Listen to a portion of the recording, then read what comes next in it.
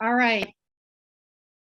Welcome, everybody. This is Eleanor LeCain. I'm going to be your moderator for this event tonight on what we can do to save our democracy. The program will last about 30 minutes from 6 to 6:30 Eastern Time, and then we will possibly have a little bit of time after that if there are additional questions.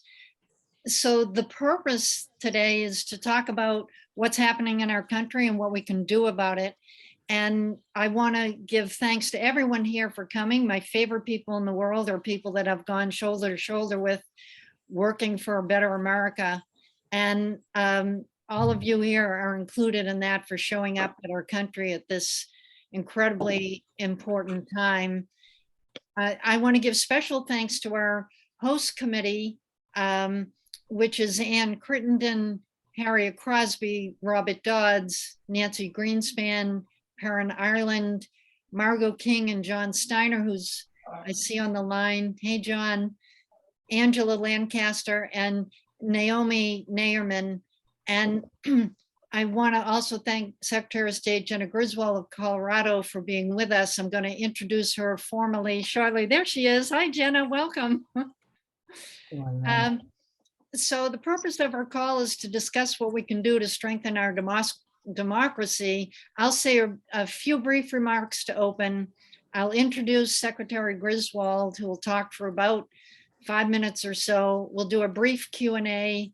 Secretary Griswold needs to leave at 15 past the hour, and hopefully we'll continue the conversation at 30 past an hour and then conclude the program. And I may stay on if people have other conversation you would like. So I want to begin by saying there's basically two main things that I believe we need to do in our country right now. One is we need to vote and not take that for granted. We need to encourage everybody we know to vote. I think we don't understand how many people actually don't vote. It's millions of people. There's a notice in the chat that you can use or use to circulate to your groups about where to find out about voting. And so Hillary, is that up in the chat there?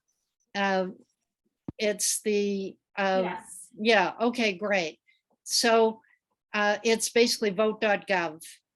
And the other thing we can do is support Secretary of State candidates who are running.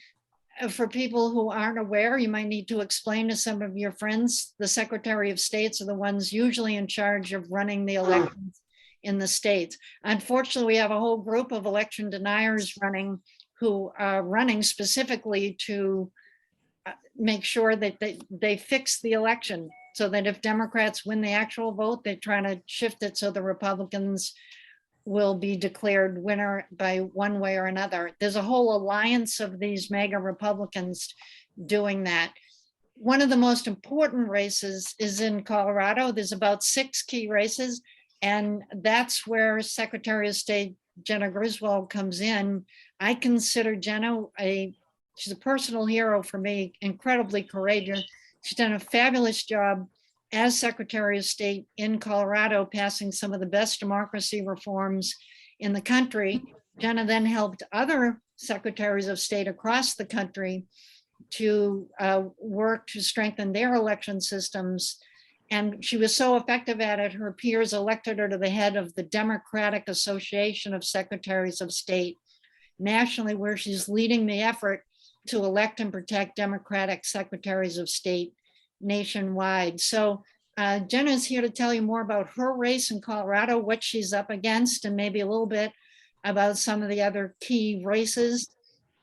So I'm going to turn it over now to you, Jena, one of my favorite people in the world, Secretary of State Jena Griswold of Colorado. Take it away, Jena. Well, thank you. Hi, guys. How are you guys doing? Well, it's nice to see everybody. Eleanor, thank you for all of your help. It's just been so amazing. And I'm Jena Griswold. I'm the first Democrat elected to Secretary of State in Colorado in 60 years. the first Democratic woman Secretary of State, the youngest Secretary of State in the country, which when we win, I will continue to be.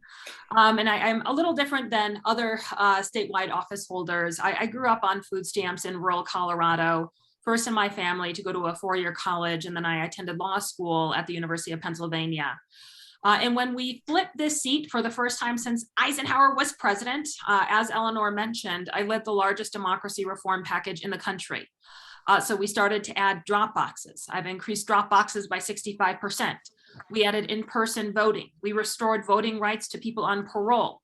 We passed automatic voter registration, which has registered 350,000 eligible Republicans, Democrats, and unaffiliateds.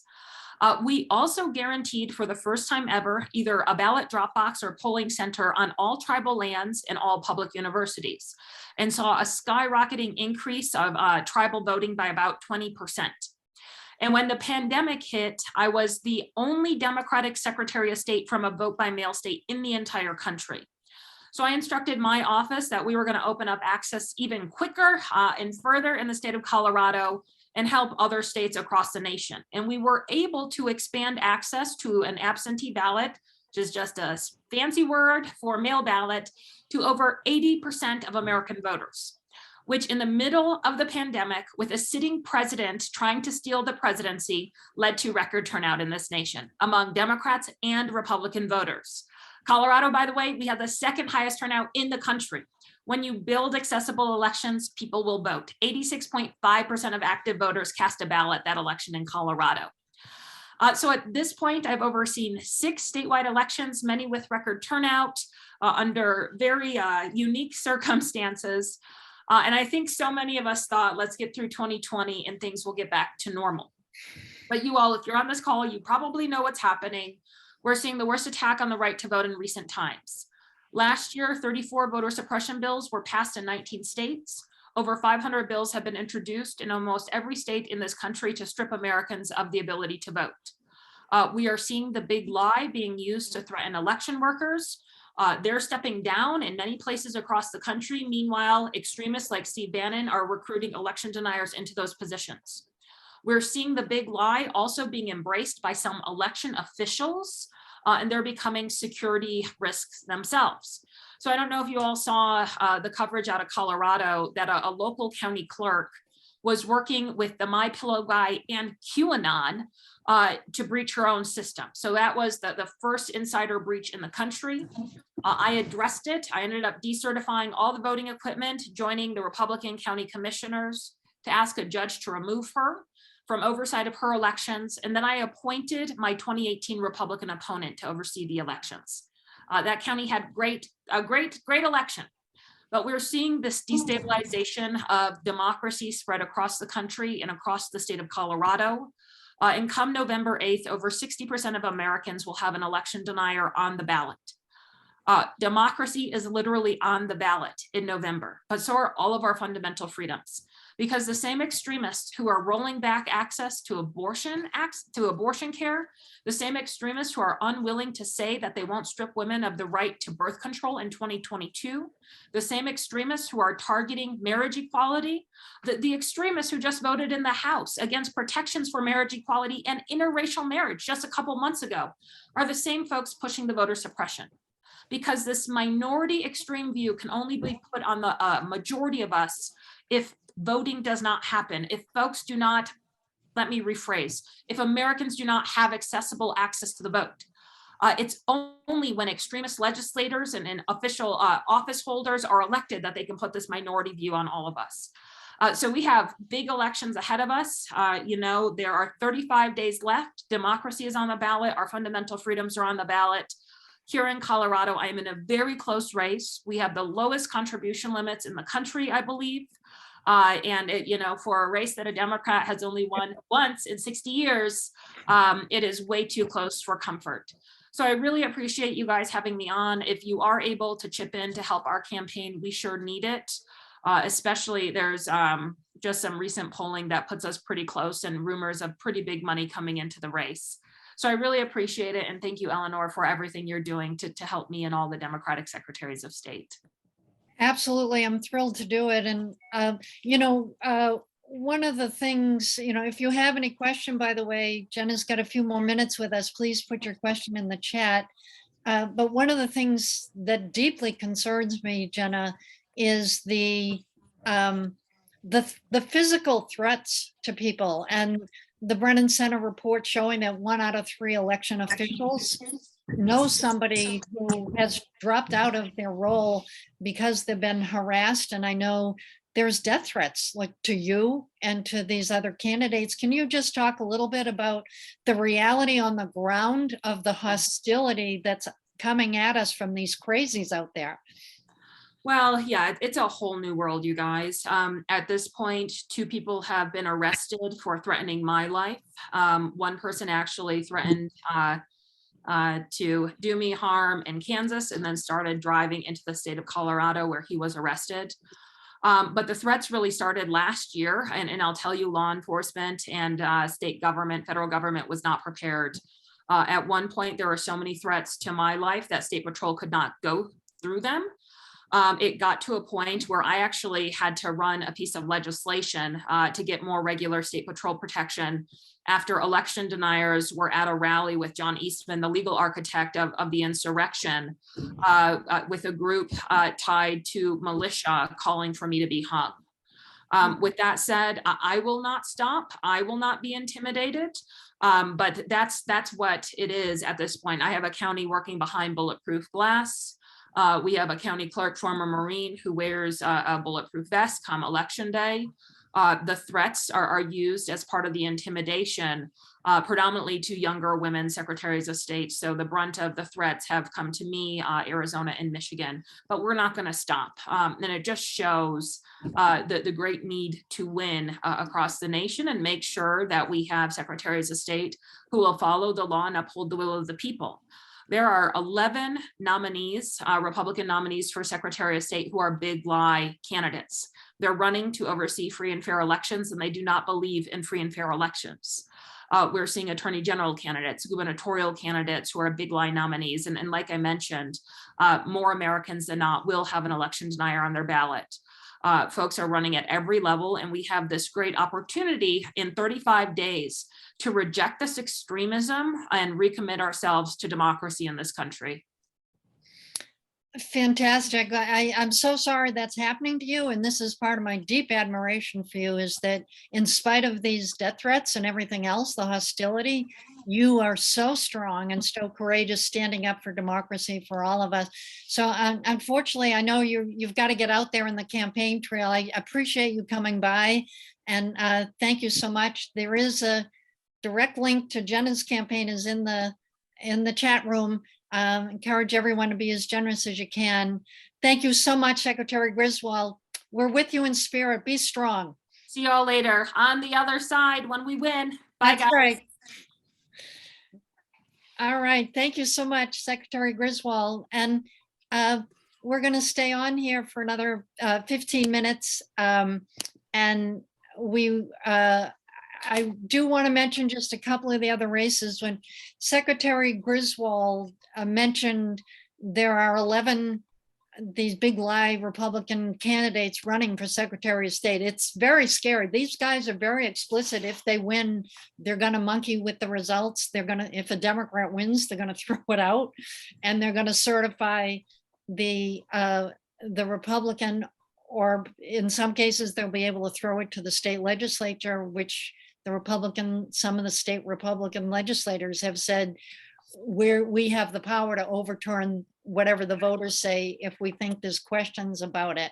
So it's hard to believe this is happening in the United States, but that's where we're at. And I just want to mention some of these key races that are really out of the 11 secretaries of state, some of the key ones. And I know we all have candidates we want for governor, for attorney general, for US Senate and the US House. They're all vital.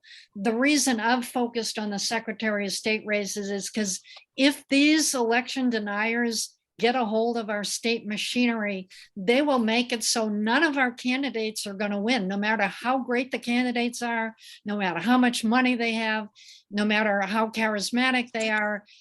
if they get a hold of the election machinery, they're the ones that have access to the voting machines. They're the ones to certify. They're the ones that could throw up a big smoke screen and say it actually went to the Republican. So we really have to stop it. To me, it's frontline defense of our country, is stop the election deniers from being able to get these Secretary of State races. We've talked about Jena's race in Colorado. That's one of the top 6. Another one is in Arizona. There's the Democrat Adrian Fontes is running against a crazy election denier in Arizona. In a third race is in Georgia. B. Nugent, the Democrat, is running against a Republican there. The fourth race is in Michigan. Jocelyn Benslin, who's very good, is running against another real crazy, who's endorsed by Trump, claims she witnessed fraud as a poll watcher in 2020. The fifth race to watch is in Minnesota, where the incumbent Secretary of State is Democrat Steve Simon, and he's running against a Republican election denier. And the sixth one we're hoping to give extra support to is Nevada, where Cisco Aguilar, who's a staffer for the former Senate Majority Leader, Harry Reid in Nevada, is running against one of the absolute, if there's an award for crazy, it's the Republican running for Secretary of State in Nevada. These guys are real trouble. And what we've done is we've set up a donation page. If you can contribute anything, we'd really appreciate it. I thank the people on the call who have already given or have pledged. I can't tell you how grateful I am that you're stepping up for our country right now. Hillary, maybe you could put that in the chat there. The website, is it there already? Yeah, there it is. Yeah, it says Secure ACT. It's through ActBlue. 100% of your donations will go to the directly to the candidates. You have 2 options. Option 1 is to have just contribute what you can, and it'll automatically be shared 6 ways among the 6 Secretary of State candidates. And option 2 is you click on the right and you can customize it and say how much you want to go to which candidates. It'd be all to 1 or to 3 of the races, whichever ones you want to do. So I'm going to pause for a minute now and just see Hillary, I haven't been able to talk and read the chat. If anybody has any questions, I'm happy to answer them. I'm thrilled you're here, and appreciate you doing what you can personally to support these candidates trying to be the front line of defense, really to save democracy in America. That is not an exaggeration. That is what's at stake. These are the candidates on the front lines. You heard Jena talking about having heard death threats, and these people need bodyguards. It's very concerning what's going on. And it is a strategy, unfortunately, by the MAGA Republicans to intimidate and harass election officials all the way from the clerk all the way up to the top, the Secretary of States. They're trying to harass them. Steve Bannon put out a call on his radio show asking Republicans to harass the Democrats in there, push them out, and take over the election machinery at every level. So this is where we're at, my friends, in the United States. So Eleanor, there are no questions in the chat, but I invite people, if you have a specific question, you can unmute yourself and ask Eleanor. Now would be a good time. That's great. Yeah. And again, I mean, I know not everybody can contribute, but that's where the voting thing comes in. We need 2 things. We need votes and we need money, and they need money to get the votes. So the voting part is also extremely important. So Charlie Brown is asking that Jena was explaining the FBI arrested a man from Kansas who issued death threat. Yes, The man did, he was doing repeated death threats to Jena, and was apprehended by the FBI as he was kind of moving towards Colorado. And he has confessed that he was threatening her. He thinks he's being a patriot by trying to kill the Secretary of State of Colorado. I mean, these people that's where we're at. They're crazy and they're not connected to reality, but they're dangerous and we must stop them. I see my friend Daniel Solomon, who is enjoying quiet time in the great state of Vermont now with the beautiful foliage. I can't believe he pulled away from the beautiful foliage to join us tonight. So Daniel, thanks so much. Oh my God, he's pledging $100 to each of the 6 candidates. So that is awesome. That is great. And we have one question, and we have 2 questions, Eleanor, in the chat, if you could see them. I can read you the first. Yeah, I You can see them. Okay. Thanks, Hillary. I can see them. My friend Janice Black is asking, any idea what big money organizations are behind the election denier candidate? Yes, there's several. One of them is Mike Lindell. You might have heard he's been bankrolling a lot of these candidates. He's been bankrolling election fraud conferences. He's been really pushing the whole big lie thing. He's got mega money behind it. And Steve Bannon is 100% behind this and raising a lot of money. I'm sure there's others out there. Some of you may know others. Those are the 2 that come to my mind right now, but they do have a lot of money. So that's why we need, we need to raise money to support these candidates in the face of their assault. Dr. Susan Abukir is from my home state of Massachusetts here. In addition to donations, are there other ways to protect the election officials and stand with them? You know, it's funny, I was at an event last night at my good friend's house. It's the chief speechwriter for President Clinton in the White House, David Kuznets. And I said to David, you know, he's someone who I've stood with in campaign after campaign. He lived with us when he was helping to run Mike Dukakis's presidential campaign. And I said to David Kuznets, he's one of the most brilliant people I know. I said, David, you know, there's 2 likely outcomes this November 8th. The first outcome is the Democrats win, and the Republicans refuse to acknowledge it and create a big stir and try to, you know, fight it in the streets. And the second is the Republicans win and we're really screwed. So we really have to make sure the Democrats win. I said, what do we do? Because this is looking tough either way that it goes. And David said, well, you know, what the union guys are talking about is on November 8th, or where there are early elections, early voting is allowed, to actually get all the strong people we can out there.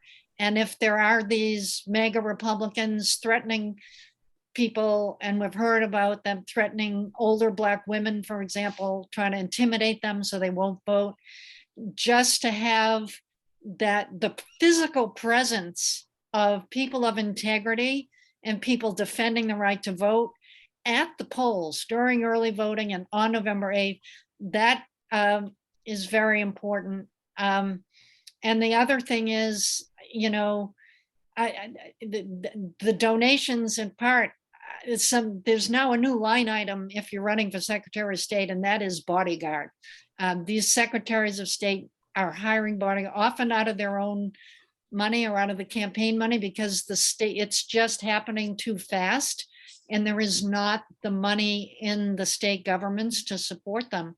That's one of the reasons why they need our support in the moment. I'm going to work for legislation where that becomes a line item to defend our elected officials. And it's not just secretaries of state. There's a front page story in the Washington Post last Sunday about members in the US House who are being harassed and threatened in their homes. And we really need to take this seriously and beef up security. If I could jump in for a second, Eleanor, this is Marty Langland in Maryland. Yes, Thank go you ahead. so much for doing this session. It's so helpful. I wanted to mention to everyone that Common Cause, the nonprofit organization, has a whole nationwide program of training what they call election protectors. And I attended their training. It was quite good and served as an election protector here in Maryland during the primaries. It's exactly the idea that your friend was saying, which is that we need observers at the polls who are trained in intervention techniques, in defusing techniques, and if need be, would be willing to sort of step up and stand between some MAGA idiot and a line of Black women voters, for example. We are particularly looking at polling places where Black and brown people vote, and polling places that are on boundaries, like, you know, in some of the Maryland suburbs, there are precincts that are more Black or brown, and then they're next door to a more white MAGA precinct.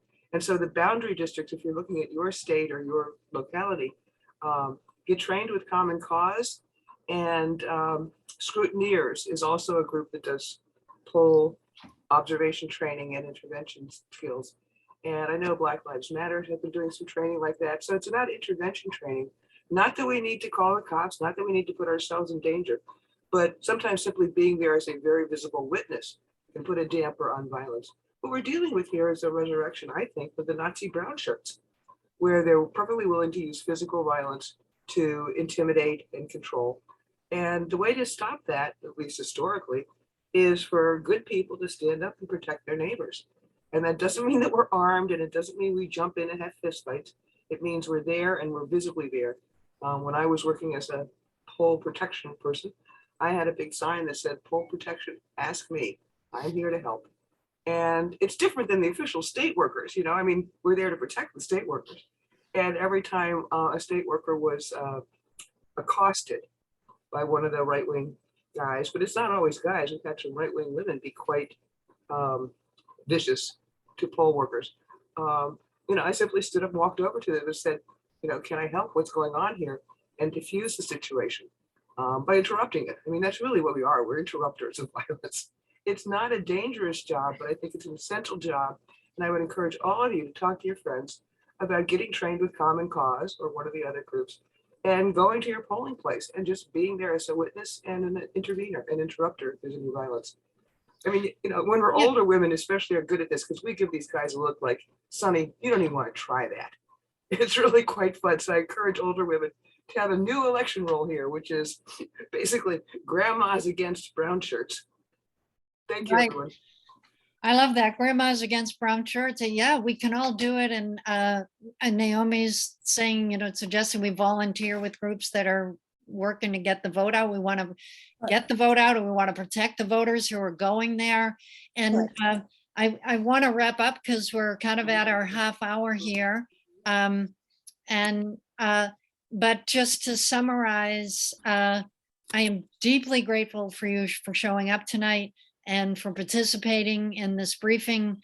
The two main things that we can do to save our country right now is, number one, is vote and encourage other people to vote. And that website that's in the chat, just go to vote.gov, has a lot of information about when you can register in your state and how to register, when the deadlines are, all of that. Vote.gov. You can refer your friends, just encourage everybody you know to vote, no matter what state they're in, even if they think it's safe. We need everybody to turn out big time. And so that's number one, is vote and encourage people to vote. And number two is supporting our Secretary of State candidates against these election deniers who want to rig the system to get the MAGA Republicans in all the future races. So I appreciate every one of you for everything you can do for getting the vote out and for supporting these secretaries of state. I stand with you, shoulder to shoulder. We're going to beat these guys. There's more of us than there are of them. We just need to be vocal and strong, and we will prevail. So thank you so much. And I'm going to end the recording now, and that will be available on my